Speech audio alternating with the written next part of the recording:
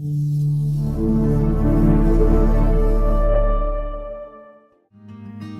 Dr. Darren Rodabough. I practice in the greater St. Louis area. I've been in private practice for about 15 years, and I've been a SureSmile user since 2009. I do a lot of DIY aligners, and really one of the nice things that I like about it is, one, the simulation is very quick for me. Two, my lab bill is a fraction of what it would be if I sent it to an outside company.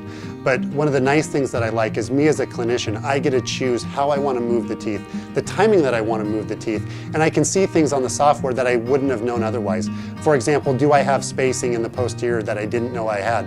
There's a button that's very easy that allows me to clear that space. If I want to do interproximal reduction, I can choose the teeth that I can do that interproximal reduction on. One of the things that I like is that I have the ability to do the interproximal reduction very early on because I'm choosing the teeth.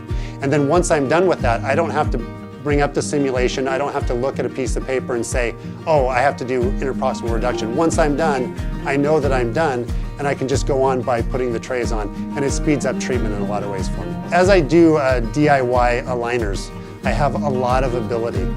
One, because I 3D print things myself, I can really turn things around within about 48 hours. And so I can have the trays as quickly almost as I need.